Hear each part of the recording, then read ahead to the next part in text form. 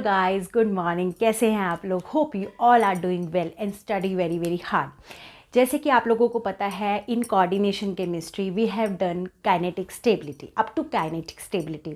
आज मुझे कराना था आउटर स्फीयर और इनर स्फीयर, बट बीच में कुछ बच्चों को प्रॉब्लम आई थी इन द ऑर्गल डायग्राम। और वो जो प्रॉब्लम थी ना, जो क्वेश्चन उन्होंने मुझसे पूछा था, वो प्रॉब्लम आप कि एक जने की नहीं, वो सभी की हो सकती है, क्योंकि वो एक तो बहुत इंपॉर्टेंट क्वेश्चन है। ठीक है, अगर वो प्रॉब्लम उनको आई है तो वो आपको भी आ सकती है। तो ये मेरी प्रायोरिटी लगी कि मैंने अगर चीज़ किसी समझाई है तो वो आप लोगों को अच्छे से समझ में आनी चाहिए, डाउट बिल्कुल भी नहीं रहना चाहिए। ठीक है, तो आज हम लोग करेंगे D9 का ऑर्गल डायग्राम ऑक्टाहेड्रल। ठीक है, इससे रिलेटेड मतलब like D1 D9 D7 D4, इससे रिलेटेड फिर हम लोग बहुत सारे क्वेश्चंस भी करेंगे, 4-5 क्वेश्चंस भी इनसे रिलेटेड करेंगे। ठीक है, तो अब हम लोग स्टार्ट करते कि प्रॉब्लम क्या थी और वो कहाँ तक पहुँचना है हमें उसको। ठीक है, देखो ये था, बिल्कुल स्टार्टिंग से लेके चल रही हूँ। और एक और बात, अगर आप ये वीडियो से स्टार्ट कर रहे हैं देखना कोऑर्डिनेशन, तो आई रिक्वेस्ट कि आप पहले स्टार्टिंग से देखें, क्योंकि आपको समझ में नहीं आने वाला है, क्योंकि मैं सीधा ट्रिक्स अपनी सीधी समझाऊंगी। देखो स्टार्टिंग करते हैं। मैंने अब जब ऑर्गल डायग्राम स्टार्ट किया था तो मैंने एक चीज़ लिखी थी, D1 D9 ठीक, D6 एंड D4। ठीक है, जो मैंने ट्रिक बताया था, अब देखो यहाँ पे मैंने लिखा था वो मैं नहीं लिखूंगी, अब मैं बताऊंगी मैं पेपर में कैसे करती हूँ। जब आपकी प्रैक्टिस हो जाती है, आप सीधा ऐसे लिखते हो, इसको इससे मैच करते हो, इसको इससे मैच करते हो। इसके अगर ऑक्टा था तो इसके मैचिंग इसका क्या था, टेट्रा था। क्योंकि जब हमने D1 ऑक्टा और D9 ऑक्टा लिखा था तो मैंने ऐसे करके उसे क्रॉस किया था। तो मैं क्या करती हूँ, फिर इन शॉर्ट और उस ट्रिक को मैं शॉर्ट करती हूँ, तो D1 को लिख देती हूँ। ठीक है, D6 के साथ मैचिंग थी, D9 की D4 के साथ मैचिंग थी। इसका अगर ऑक्टा था तो इसका भी ऑक्टा था, इसका टेट्रा था तो इसका भी टेट्रा था। सिंपल सी इन शब्दों में मैं लिखती हूँ। ये मेरी ट्रिक हो गई कि मतलब अगर D1 का ऑक्टा होगा ऑर्गल डायग्राम में, तो उसी साइड में D9 का टेट्रा होगा, D6 का ऑक्टा होगा और D4 का टेट्रा होगा। ये मैंने ट्रिक सिखाई हुई है आप लोगों को। ठीक है, अब इसके बाद सेकेंडली बात, एक और क्वेश्चन दिमाग में आता होगा कि हमने इन चारों को एक साथ क्यों लिखा, और D2 D8 D7 D3 इनको आपस में क्यों साथ साथ लिखा। तो उसका सिंपल सी बात यह है, अगर मैं D1 ऑक्टा बनाऊं तो D1 ऑक्टा क्या होगा, हमें पता है ऑर्गल डायग्राम क्या होता है। ऑर्गल डायग्राम में 3 मेन चीज़ें होती हैं। इट इज़ वो क्वालिटेटिव एनालिसिस, क्वांटिटेटिव के लिए नहीं होता है। इट इज़ वो हाई स्पिन ओनली, लो स्पिन के लिए नहीं, सिर्फ और सिर्फ हाई स्पिन के लिए स्टडी किया जाता है। Third, only spin allowed transitions. Spin allowed मैंने अभी आपको सारे रूल्स करवाए थे, spin selection rule. Spin allowed का मतलब है delta S is equal to 0, मतलब कि जो भी डेल्टा एस आना चाहिए, मतलब फाइनल में से इनिशियल आप माइनस करोगे तो वैल्यू 0 आनी चाहिए, तो वो ही ट्रांजिशंस हम इसमें स्टडी करते हैं। ये 3 इंपॉर्टेंट बातें थी। तो D1 ऑक्टा, तो D1 ऑक्टा के लिए मैंने ये करा दिया, ऑक्टा है तो T2G यहाँ होगा, EG मेरा ये होगा, एक इलेक्ट्रॉन है तो मैंने ये यहाँ पे डाल दिया। अब ये जो इलेक्ट्रॉन है, एक इलेक्ट्रॉन, ठीक है, अब ये इलेक्ट्रॉन अगर वो चाहे तो इसमें जा सकता है, यहाँ पे जाएगा। ठीक है, एक ही इलेक्ट्रॉन है तो एक ही पॉसिबल ट्रांजिशन है इसके पास, एक इलेक्ट्रॉन है तो एक इलेक्ट्रॉन गया तो वो एक ही ट्रांजिशन हुई ना उसकी, तो एक ही ट्रांजिशन इसमें हुई। अब D9 की अगर बात करते हैं, अब D9 को आप जो चाहे हाई स्पिन बनाओ, लो स्पिन बनाओ, फीलिंग तो ऐसे ही होगी, 1 2 3 4 5 6 7 8 एंड 9। ठीक है, अगर यहाँ पे एक इलेक्ट्रॉन मूव कर सकता था तो यहाँ पे एक स्पेस खाली है। ठीक है, एक स्पेस खाली होने का क्या मतलब है, अब देखो हम बोलते हैं कि एक स्पेस खाली है जिसको हम बोल देते हैं होल। क्या बोल देते हैं, होल। इसी को बोलते हैं होल फॉर्मुलेशन। हम बोलते हैं होल मूव कर रहा है, पर कभी भी in life, in physics, in chemistry, in everything, कभी भी होल मूव नहीं करता है, हमेशा एक इलेक्ट्रॉन ही जंप करके यहाँ पे जाता है। अब इलेक्ट्रॉन को हम तो उसमें बोल देते हैं कि होल ने मूव किया, बट होल कभी मूव नहीं करता, होल नहीं जाएगा। बट होगा कि ये मान लो इलेक्ट्रॉन मैंने यहाँ भेज दिया, ठीक है, तो हमने ये देखा कि होल यहाँ पे क्रिएट हो गया।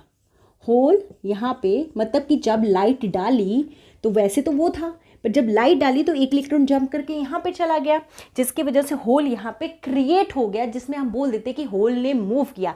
एक ही होल ने मूव किया तो एक ही ट्रांजिशन यहाँ भी पॉसिबल है, यह एक ही ट्रांजिशन यहाँ भी पॉसिबल है, इसीलिए D1 को हम D9 के साथ मैच करते हैं। ऑक्टा टेट्रा की कहानी नहीं है, D1 D9 के साथ मैच करता है।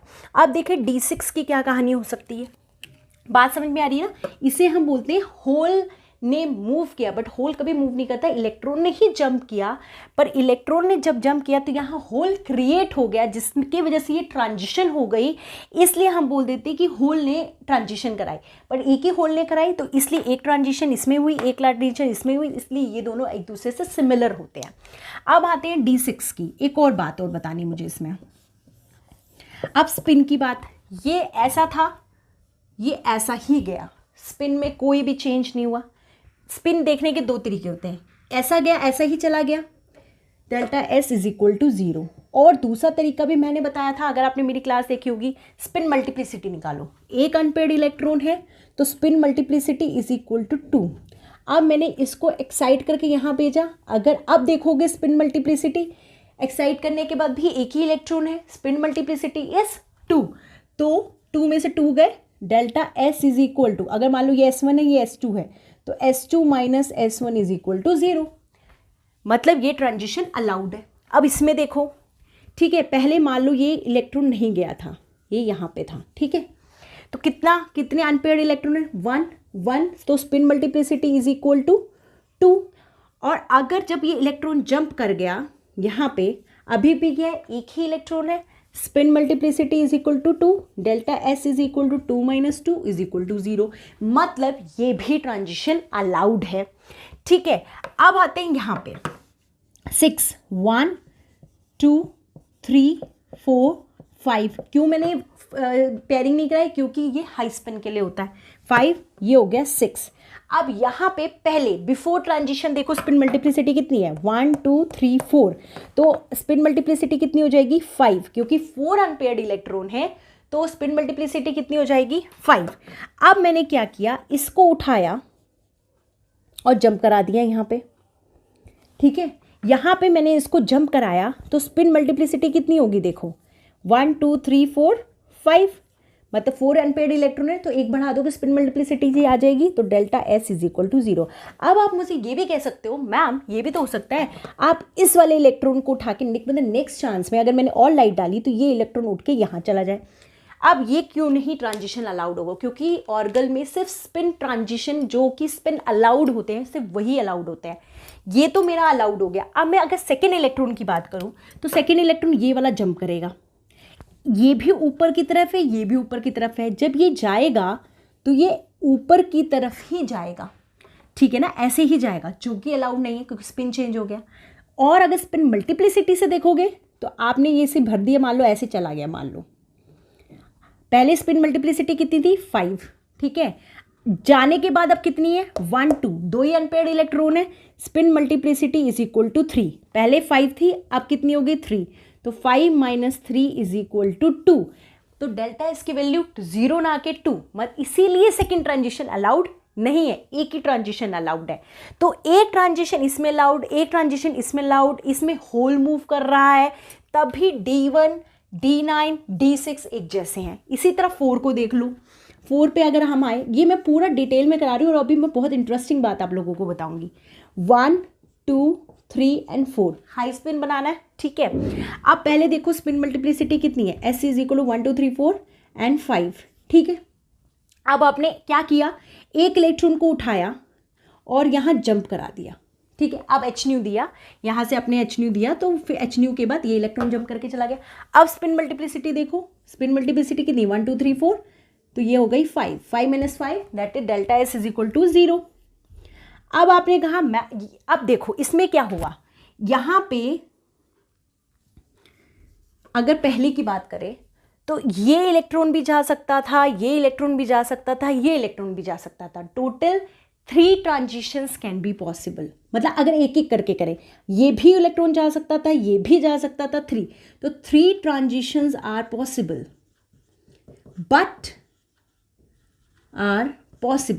But we have only 1 space.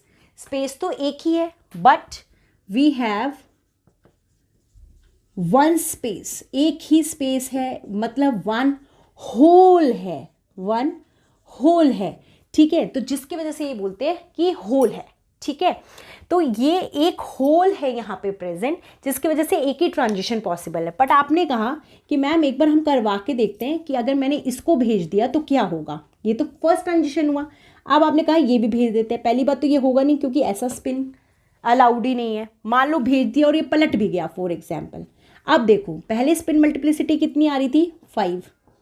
भेजने के बाद 1 2 2 का करो 3, तो 2, मतलब ये वाला ट्रांजिशन सेकंड अलाउड ही नहीं है। मतलब इसमें भी एक ही ट्रांजिशन पॉसिबल है।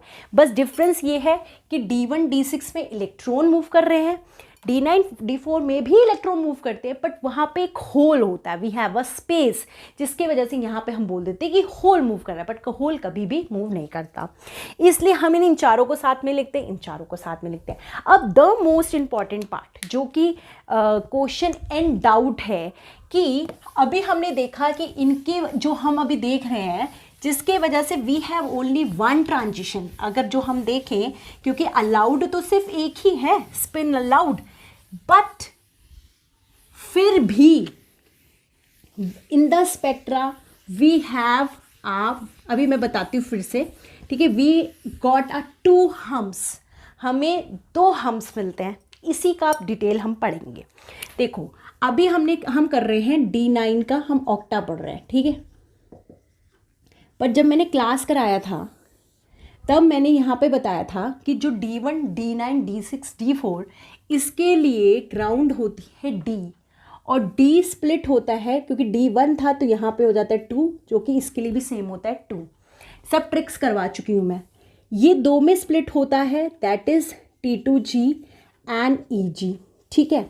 अगर मैं यहाँ पे D1 के हिसाब से बताऊँ, जो मैंने बताया था, D1 octa, D9 tetra, D6 octa and D4 tetra. जो मैंने वहाँ ड्रॉ किया था तो मैंने ये बताया था कि ये ऐसे स्प्लिट होता है, ठीक है। यहाँ पे T2G होता है और यहाँ पे EG होता है। ये 2 लगता है क्योंकि ये 2D होता है, ठीक है। यहाँ पे जो स्प्लिटिंग होती है, बिकॉज यहाँ पे ये 3 है, तो ये -0.4 डेल नॉट और ये 0.6 डेल नॉट, ठीक। अब यहाँ पे अगर हम इसका टेट्राहेड्रल बनाएंगे, D1 tetra,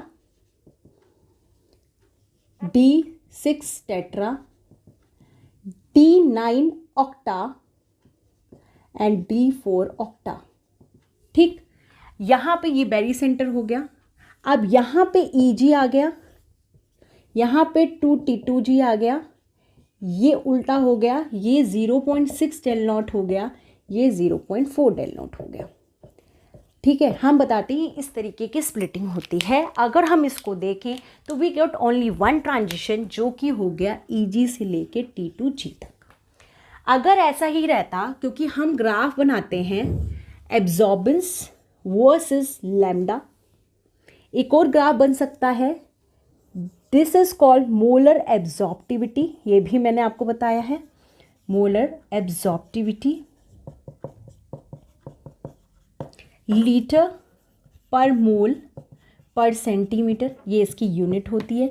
A is equal to ECl होता है, मैंने बताया था। ये जितना ज़्यादा वैल्यू होगी उतना ज़्यादा इंटेंस कलर होगा, ठीक है। तो ये भी लैम्डा के साथ बना सकते हो तो सेंटीमीटर में, अगर वेव नंबर के साथ बनाओगे तो सेंटीमीटर इनवर्स में, या फ्रीक्वेंसी या फिर वेव नंबर भी बोल सकते हो, ठीक। अगर एक ट्रांजिशन है तो जो हमारा स्पेक्ट्रा भी आना चाहिए था वो इस तरीके का आना चाहिए था, but the spectra comes out to be, हमारा जो स्पेक्ट्रा आता है वो ऐसा नहीं आता है। हमारा जो स्पेक्ट्रा आता है वो थोड़ा सा ऐसा होता है। हमारे को 2 हम्स मिलते हैं, एक because of the transition of 2EG to 2T2G, एक हम ये मैं बना रही हूँ D9 ऑक्टा का, ठीक है ना। अब ये मत सोचना कि D9 ऑक्टा है तो और किसी के लिए नहीं, सबके लिए वैलिड है। D9 octa, D4 octa, D6 tetra, D1 tetra, सबके लिए वैलिड है ये।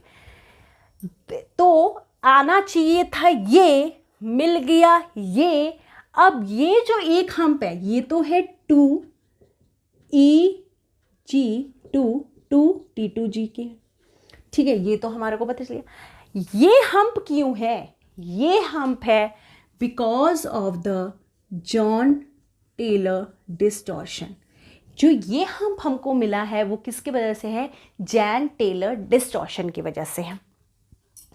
तो सिंपल शब्दों में अभी मैं ये बताऊंगी कि क्यों हुआ ये, कि आपको मिलना था एक, मिल गए दो। तो इस क्वेश्चन का ये बोलने का तरीका ये होता है कि we should get a very smooth spectra of one maxima only. Why we are getting so unsymmetrical and broad spectra? इसका क्वेश्चन ये भी आता है, why we are getting unsymmetrical and broad spectra in case of, कोई भी example ऐसा दे देंगे जिसमें D9 ऑक्टा हो रहा होगा या D1 ऑक्टा हो रहा होगा, मतलब इनमें से कोई भी होगा। अनसिमेट्रिकल एंड ब्रॉड स्पेक्ट्रा मैं वैसे लिख रही हूँ in case of D9 octa, मतलब D9 ऑक्टा के केस में ऐसा क्यों है? बट कोई भी एग्जाम्पल ऐसा हो सकता है जिसकी भी इलेक्ट्रॉनिक कन्फिग्रेशन 1 2 3 4 5 6 7 8 इनमें से होगी, उन सब के साथ ये है। तो इसका रीज़न आएगा why we are getting unsymmetrical and broad कैसे है। इसके 3 मेन रीजंस हैं। ऑप्शन आप JTD लगाओगे, जॉन टेलर डिस्टॉर्शन का, बट इसके मेन 3 रीजंस हैं। वो तीनों रीजंस को अब हम स्टडी करें। फर्स्ट रीज़न है दैट इज़ विब्रॉनिक कपलिंग। ये मैंने वर्ड पहले भी यूज़ किया हुआ है, विब्रॉनिक कपलिंग। देखो विब्रॉनिक कपलिंग क्या होता है, हमें पता है ऑर्गल डायग्राम में या क्रिस्टल फील्ड थ्योरी या ये कोऑर्डिनेशन जो भी चल रहा है, हम क्या पढ़ रहे हैं, एक मेटल है, लिगेंड अप्रोच करता है, जिसकी वजह से क्या होता है, जो डी ऑर्बिटल्स थी, जो डी ऑर्बिटल्स हमारी पांचों थी, वो डीजनरेट, मतलब जो एक ही एनर्जी की थी वो एक एनर्जी की ना होके 2 एनर्जीज में स्प्लिट हो जाता है। ठीक है, इसको बोलते हैं, बिकॉज यहाँ पे 3 लेवल्स हैं जिनकी एक जैसी एनर्जी है, तो इनको हम बोल देते हैं triply degenerate. Triply degenerate that is T2G। G इसलिए लगाया क्योंकि ऑक्टाहेड्रल है, ऑक्टाहेड्रल में हमारा इन्वर्जन सेंटर होता है। इसमें 2 ऐसे लेवल्स हैं जिनकी एक जैसी एनर्जी है, इसलिए इसको बोलते हैं डबली डीजनरेट। ठीक है, यहां पे ये पांचों की पांचों डीजनरेट है, पर लिगेंड जब अप्रोच करता है तो मेटल की ऑर्बिटल्स 2 स्प्लिट हो जाती हैं, एक 3 में एक 2 में, इसको डबली डीजनरेट कहते हैं। ये हमारी हो जाती EG, ये हमारी हो जाती T2G। ठीक है, अब विब्रॉनिक कपलिंग क्या कहता है, जैसे मेटल आया तो मेटल ऑब्वियस है, मेटल और लिगेंड का बॉन्ड बनेगा, बट जो ये मेटल और लिगेंड का बॉन्ड होता है ना, वो मतलब ऐसा नहीं होता कि जैसा है वो वैसा है, स्टेबल या रिजिड नहीं होता है, ये वाइब्रेट करता रहता है। मतलब अगर एक सिचुएशन में ये है ऐसा है तो एक सिचुएशन में ऐसा भी हो सकता है, और एक सिचुएशन में इससे छोटा भी हो सकता है। इसको हम बोल देंगे एक्सपेंशन और इसको हम बोलेंगे कंप्रेशन। मतलब ये एक स्प्रिंग की तरह, जैसे स्प्रिंग को आपने खींचा तो वो अपनी जगह तो आना चाहेगा, तो वो ऐसे ऐसे ऐसे ऐसे ऐसे वाइब्रेट करता रहता है। ठीक है, जैसे हम लोग वाइब्रेशनल स्पेक्ट्रोस्कोपी के अंदर पढ़ते हैं, अगर आपने एक पेंडुलम छोड़ा तो वो ऐसे ऐसे ऐसे ऐसे करता रहेगा। ठीक है, तो इसी तरह ये लिगेंड का बॉन्ड रिजिड नहीं होता, कंप्रेशन एक्सपेंशन करता रहता है। तो जब ये मान लो कि कंप्रेशन कर रहा है, लिगेंड जितना पास में आएगा उतना रिपल्शन ज़्यादा होगा, और जितना ज़्यादा रिपल्शन ज़्यादा होगा वो उतना लिगेंड को दूर फेंकना चाहेगा, और वो जितना उसको दूर फेंकना चाहेगा उतनी ज़्यादा उसकी एनर्जी होगी, उतनी ज़्यादा उसकी CFSE होगी। इस लाइन को बहुत अच्छे से समझो।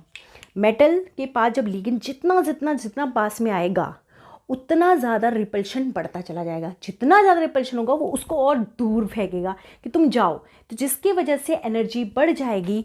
तो मतलब जब कंप्रेशन होगा तब एनर्जी ज़्यादा होगी, तब एनर्जी ज़्यादा होगी, CFSE ज़्यादा होगी। CFSE का मतलब है डेल नॉट ज़्यादा होगा। मतलब कि अगर मान लो कि इस तरीके की ट्रांजिशन हो रही है, ठीक है, तो कंप्रेशन के टाइम पे ये होगा एनर्जी का लेवल, क्योंकि ऐसे स्प्लिट होता है ना। तो ये समझ लो कि अगर ये दोनों चीज़ें हैं तो यहाँ पे हमारे को हो रहा है कंप्रेशन, मतलब यहाँ पे लिगेंड ज़्यादा पास में है, और यहाँ पे है एक्सपेंशन, मतलब वो दूर है, रिपल्शन कम है, एनर्जी डिफरेंस कम है, CFSC कम है, डेल नॉट कम है। ठीक है, तो ये वाला पार्ट मतलब इतना एनर्जी है कंप्रेशन के केस में, इतना एनर्जी है एक्सपेंशन के केस में। तो इस तरीके की वाइब्रेशंस होती रहती हैं। तो कभी ट्रांजिशन इतना है, कभी इतना है, कभी इतना है, कभी इतना है, जिसके वजह से क्या होता है, हमें इस तरीके का मिलता है, बिकॉज रिजिड है, ट्रांजिशंस हो रहे हैं, कभी ज़्यादा कभी कम, कभी कम कभी ज़्यादा, तो जिसकी वजह से एक वो ना मिलके हमें एक ब्रॉड सा स्पेक्ट्रा मिलता है। ठीक है, तो पहला रीज़न समझ में आया, because of the vibronic coupling the bonds are in movement, the compression expansion is in a very regular way, and because of the compression the energy is more, repulsion is more, energy is more, CFSC more, so the transition is like this. And when there is a expansion, because they are very far, the repulsion is very low, जिसके वजह से it has this much type of transition. तो इस वजह से overall हमको एक broad spectra मिलता है। ये है पहला रीज़न कि हमें ब्रॉड स्पेक्ट्रा क्यों मिलता है। अब आता है कि हमें हम्प क्यों मिलता है। ठीक है, एक ट्रांजिशन हो रहा है EG to T2G, बट हमें हम्प क्यों मिल जाता है। उसका कारण है विब्रॉनिक कपलिंग से समझ में आया कि ब्रॉड क्यों हो रहा है। सेकेंड, मतलब ब्रॉड और एसिमेट्रिक का कारण है ये तीन, एक तो विब्रॉनिक कपलिंग हो गया, सेकेंड अब हम पढ़ेंगे जॉन टेलर डिस्टॉर्शन, कि जॉन टेलर डिस्टॉर्शन से हमारे को ये जो हम्प मिला, जिसे हम शोल्डर भी बोलते हैं, ये कैसे मिलता है। और वहाँ भी आपको ये भी पता चलेगा कि ट्रांजिशंस तीन तरीके के कैसे हो जाते हैं। ठीक है, सेकेंड हम आते हैं JTD, that is Jahn Teller distortion. देखो जैन टेलर डिस्टॉर्शन में क्या कहता है ये। ठीक है, d ऑर्बिटल्स थे, ठीक है, जो कि डीजेनरेट थे, मेटल आया जिसने दो में स्प्लिट कर दिया। ठीक है, एक हो गया T2G और एक हो गया EG। बट जैन टेलर क्या कहते हैं, उन्होंने अपनी कहानी बताई। मान लो ये D1 ही है फॉर एग्जाम्पल, ठीक है, D1 ही हम लेके चल रहे हैं क्योंकि ज़्यादा कॉम्प्लिकेटेड नहीं करेंगे, D1 लेकर चल रहे हैं। ठीक है, ये है हमारा DXY, DYZ, DZX, DX² minus Y² DZ²।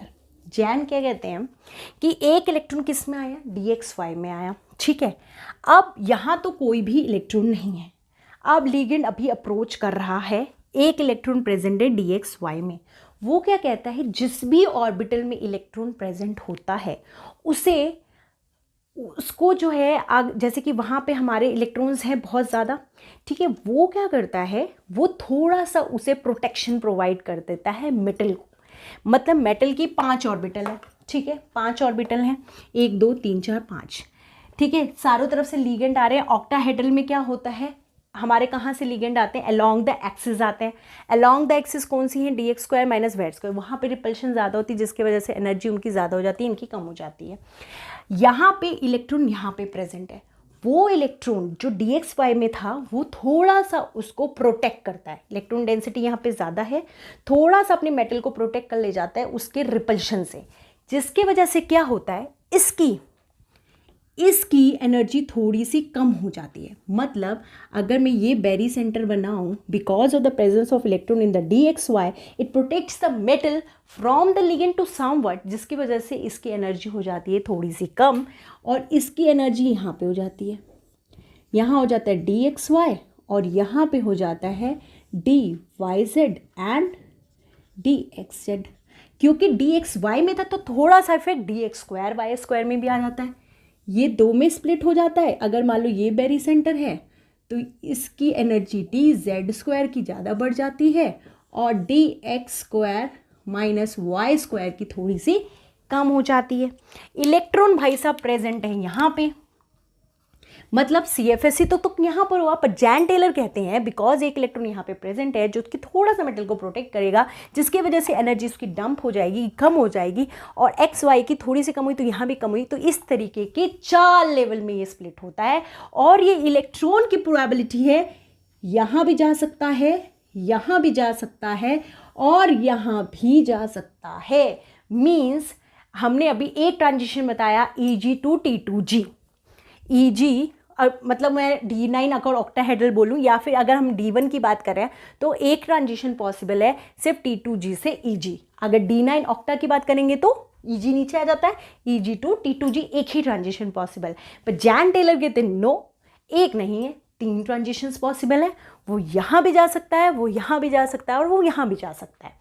तो अगर वो ऐसा कर सकता है तो इसको इतनी एनर्जी देनी पड़ेगी, इसको इतनी देनी पड़ेगी, और इसको इतनी देनी पड़ेगी।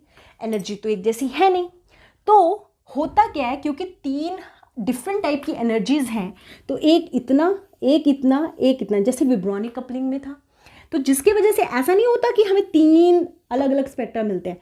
ये एक्चुअली जैन टेलर वाला जो था, ये इतने वीक होते हैं, ट्रांजिशन स्पिन अलाउड होते हैं, बट इतने वीक होते हैं कि हम उनको इतनी प्रेफरेंस नहीं देते। तो जिसकी वजह से ये एक ही अपना हम्प दिखाता है, शोल्डर दिखा देता है, इन तीनों को मिक्स करके एक दिखा देता है, जिसके वजह से ये हम्प यहाँ पे क्रिएट हो जाता है because of the Jahn Teller distortion. ये इतना वीक है कि ये नहीं कर सकते कि ये अलग है, ये अलग है, ये अलग। तीनों का एवरेज करके एक छोटा सा हम्प ग्राफ में हमें देखने को मिल जाता है because of the Jahn Teller distortion. But इसका मतलब ये बिल्कुल नहीं है कि आप आंसर 3 ट्रांजिशंस लगाओगे। No, they are the 3 type of transition because of the John Taylor distortion। Jahn Teller की वजह से 3 ट्रांजिशंस हैं, बट ये बहुत वीक है, जिसकी वजह से एक छोटा सा हम्प हमें दिखाई देता है। तो मेन बात है कि अगर आपका क्वेश्चन आएगा कि कॉपर 2 पॉजिटिव में, ठीक है, या D9, D1, D6, मैं बोल रही हूँ इन चारों में से टेट्रा हो चाहे ऑक्टा हो, कुछ भी क्वेश्चन आएगा, आपसे पूछा how many number of transitions are possible, तो मेन एक ही ट्रांजिशन है, that is T2 T2 EG। और अगर D9 ऑक्टा है, मतलब उल्टा वाला साइड है, तो EG to T2G। In a spectra how many bands are visible, तो 2 बैंड्स आर पॉसिबल। उसमें हमें 2 हम्प दिखाई देंगे। एक अगर इस हम्प की बात करेंगे, JTD की वजह से आएगा, क्योंकि छोटा सा भाई इतना भी वीक नहीं है कि बिल्कुल दिखे ना, जिसके वजह से यहाँ पे दिखाई देता है। और यहाँ पे ये होता है अगर T2G to EG या EG to T2G, वो आप देख लेना। और एक और भी होता है यहाँ पे, ये जो मेन दिखाई देता है, ये DD ट्रांजिशंस तो है ही, बट मेन ये 4 ट्रांसफर स्पेक्ट्रा होता है, 4 ट्रांसफर स्पेक्ट्रा, ठीक है। तो ये 3 मेन बातें हैं, ठीक है। पहली, only 1 transition, most probable 1 transition. अगर स्पेशली अगर आपसे कोई ऐसा पूछ ले कि JTD के अकॉर्डिंग अगर आपसे पूछ ले कि कितने ट्रांजिशंस पॉसिबल है, तो भाई 3 ट्रांजिशंस है, बट ऐसा नहीं आता। नॉर्मल आता है कि जैसे क्वेश्चन आ गया कॉपर अमोनिया 6 2 पॉजिटिव, इनके अंदर कितने ट्रांजिशंस पॉसिबल हैं, तो कॉपर 2 पॉजिटिव हो गया, कॉपर 2 पॉजिटिव मतलब D9 हो गया, D9 है, 6 लिगेंड है, ऑक्टाहेड्रल हो गया, मतलब D9 ऑक्टाहेड्रल हो गया। D9 ऑक्टाहेड्रल इस साइड में बनता है, वो होता है EG to T2G। अब इसने पोर्शन बोला इसमें कितने ट्रांजिशन पॉसिबल है, तो आप 1 को टिक लगाओगे। स्पेक्ट्रा में कितने हम्प्स दिखाई देते हैं, 2 दिखाई देते हैं। जो एक छोटा सा हम्प या शोल्डर पूछा गया, शोल्डर, इसी को शोल्डर बोलते हैं हम लोग, इसको शोल्डर बोलते हैं। शोल्डर किसके वजह से है, because of the Jahn Teller distortion, ठीक है। तो इस तरह के क्वेश्चंस आएंगे, होप आपको कुछ समझ में आया होगा। तो 2 मेन रीजंस तो हमने पढ़ लिए। एक और रीज़न भी होता है जिसे हम बोलते हैं स्पिन ऑर्बिट कपलिंग, जो कि मैं इतना ज़्यादा उसको वो नहीं देती हूँ, बट मैं आज जब पढ़ा रही हूँ तो मैं पूरी डिटेल में पढ़ाऊँगी। थर्ड रीज़न होता है ब्रॉड और एसिमेट्रिक ट्रांजिशन का, जो इस तरीके का है। Third reason is because off spin orbit coupling. अब ये सोचो क्या होता है spin orbit coupling. Third reason is spin orbit coupling. Third is spin orbit coupling. अभी तक हम लोग लिख रहे थे, ठीक है, मान लो हम D1 ले रहे हैं, तो हम लिख रहे हैं D, यहाँ पे 2, इसे स्प्लिट करते हैं, और मैंने इवन स्टार्टिंग में यही बताया था हम जे वैल्यू नहीं लेते। बट अगर मैं कुछ पूरे हद तक डीप में जा रही हूँ, अगर मैं इसके जे वैल्यू लूँ, यहाँ पे जे वैल्यू लूँ तो क्या आएगी, देखो ये स्पिन मल्टीप्लिसिटी है, 2s+1 is equal to 2, 2s is equal to 2 - 1, s is equal to कितना हो जाएगा, सीधा निकाल ले अगर हम 1/2, मतलब स्पिन कितना आ गया, हाफ। स्पिन मल्टीप्लिसिटी है 2। अब j की वैल्यू, क्योंकि j की वैल्यू d है, तो j अगर 0 है तो s, 1 है तो p, 2 है तो d, मतलब कि l की वैल्यू कितनी है 2। j कैसे निकालता है, l plus s 2l minus s, ठीक है। तो 2 प्लस हाफ 2 माइनस हाफ, ठीक है। तो ये कितना हो जाएगा 4, 5/2, और इससे क्या वैल्यू आ जाएगी 3/2। मतलब जे की दो पॉसिबल वैल्यूज़ हैं 5/2, 3/2। यहाँ पे दो वैल्यूज़ पॉसिबल है 5/2 एंड 3/2। बट हमारी ग्राउंड स्टेट कौन सी होगी, बिकॉज हमारा एस आया हाफ, हाफ का मतलब है वी हैव ओनली 1 इलेक्ट्रॉन। अगर 1 इलेक्ट्रॉन है मतलब डी ऑर्बिटल में वी हैव ओनली 1 इलेक्ट्रॉन। अगर लेस देन हाफ फिल्ड होता है तो ग्राउंड स्टेट कौन सी होती है, L-S। अगर इक्वल टू हाफ फील्ड या मोर देन होता है तो L+S वाली होती है ग्राउंड स्टेट। ये सब करवा चुकी हूँ मैं। तो इसके हिसाब से ये हमारी क्या हो जाएगी, ग्राउंड स्टेट। अगर ये हमारी ग्राउंड स्टेट होगी तो अगर मैं ऑर्गल डायग्राम ड्रॉ करूँ तो हम क्या करते थे, 2D बनाते थे सिर्फ, बट अब 2 बनाएंगे। 2D हमारा 3/2 और यहाँ पे बनाएंगे 2D 5/2, ठीक। ये 2 में टूटेगा। यहाँ पे हमारा क्या था, मान लो D1 लेके चल रहे हैं तो T2G, यहाँ पे 2, और बिकॉज ऑफ ये है हमारा 3/2, 2EG 3/2, ठीक है। अब ये भी टूटेगा, 2T2G 5/2, 2EG 5/2।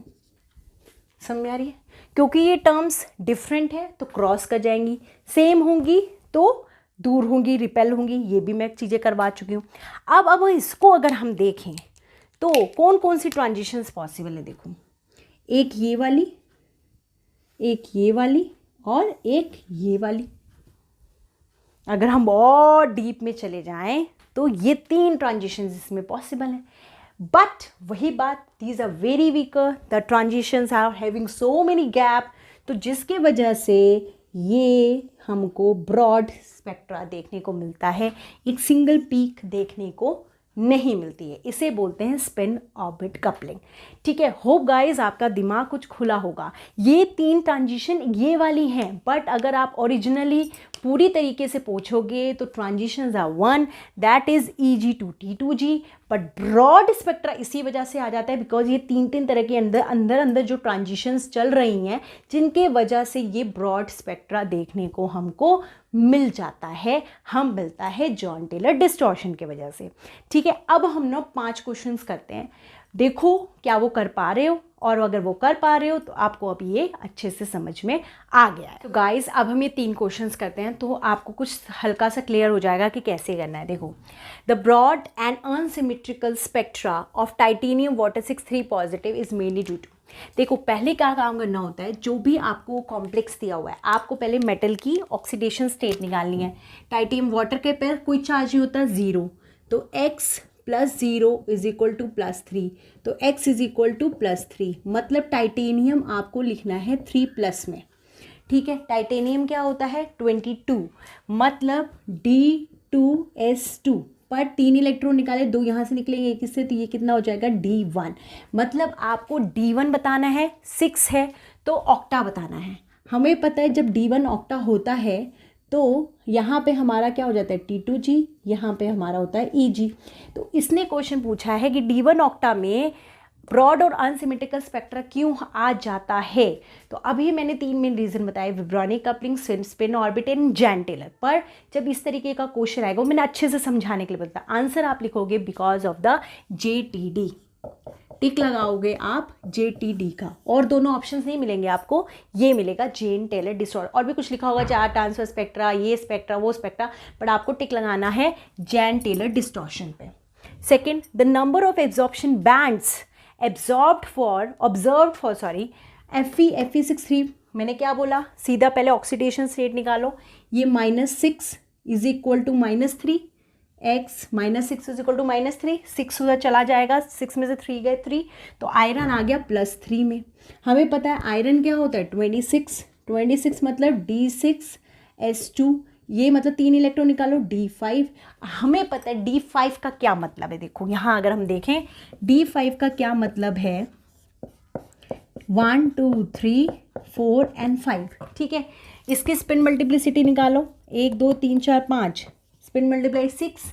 अब एक इलेक्ट्रॉन उठाया, पहली बात मैंने बताया अगर ये ऐसा है तो ऐसा ही जंप करना चाहिए, और जा नहीं सकता क्योंकि अगर ये ऊपर है तो दूसरा इलेक्ट्रॉन नीचे होना चाहिए, तो स्पिन अलाउड नहीं है। पहला एक इस तरीके से देख सकते हो, एक करा के देख लो, मान लो ये तुमने करा लिया।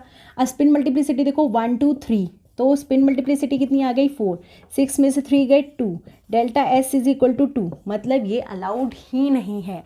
तो मतलब अलाउड ही नहीं है जब, तो ऑर्गल डायग्राम उसके लिए मतलब होगा तो कैसे होगा, तो इसकी वजह से कोई भी बैंड हमको देखने को नहीं मिलेगा। तो मतलब FeF6 का या पहला 0 रिस्पेक्टिवली, मतलब इसके लिए तो ऑप्शन आना चाहिए 0, तो या तो B हो सकता है या फिर C हो सकता है। अब ये देखते हैं कोबाल्ट F6 ये कौन सा बना रहा है, -6 -3, तो ये भी +3 आएगा। पर कोबाल्ट क्या होता है, कोबाल्ट होता है 27 का मतलब कितना हो गया D7S2, 3 इलेक्ट्रॉन निकालो D6। अब ये है D6 ऑक्टाहेड्रल। अब D6 ऑक्टाहेड्रल कौन सा वाला होगा, इसी की तरह होगा, D1 ऑक्टा की जा T2G से EG, एक ही ट्रांजिशन पॉसिबल है। जब एक ट्रांजिशन पॉसिबल है, एब्जॉर्प्शन बैंड, क्वेश्चन था एब्जॉर्प्शन बैंड एंड अगर शोल्डर होता तो आप क्या लगा देते, 2 लगाते, तब भी या तो 3 है या फिर 1 है। अब इसमें से क्या लगाओगे, आप लगाओगे 0 and 1, क्योंकि एब्जॉर्प्शन बैंड अगर मेन माना जाए, एब्जॉर्प्शन बैंड अगर माना जाए तो एक ही मेन होता है absorption band, that is T2G2 EG। ये शोल्डर मिलता है because of Jahn Teller effect, तो इसका आंसर आएगा 0 to 1, 3 तो किसी भी तरीके से पॉसिबल नहीं है, ठीक है ना। कंफ्यूज करने के लिए कहा, क्योंकि 3 ट्रांजिशन मैंने अभी बताए, तो वो नहीं करना है। एब्जॉर्प्शन बैंड एक होता है, शोल्डर मिलता है JTD की वजह से। ये अब इससे और क्लियर होगा। The absorption spectra of titanium water 6 3+, बिल्कुल यही है। In solution comprises of maxima with the shoulder, मतलब उसके अंदर एक मैक्सिमा होता है और एक शोल्डर होता है। The shoulder is due to, इसमें क्वेश्चन पूछा है कि ये शोल्डर किसकी वजह से है, आपको बस 4 ऑप्शन होंगे। Shoulder is due to Jahn Teller distortion, आप इसको टिक लगा के आओगे। सो होप गाइज आज की क्लास से आपको काफ़ी चीज़ें क्लियर हुई होंगी। अब नेक्स्ट में हम मिलेंगे, हमारा रिएक्शन मैकेनिज्म चल रहा था, तो अब हमारा नेक्स्ट पार्ट मैं सीधा आउटर स्फीयर कराऊंगी, क्योंकि दिन बहुत कम है और वो बहुत इंपॉर्टेंट टॉपिक है, और उसके कुछ क्वेश्चंस करवाऊंगी, ठीक है। Hope guys you like the video, thank you so much.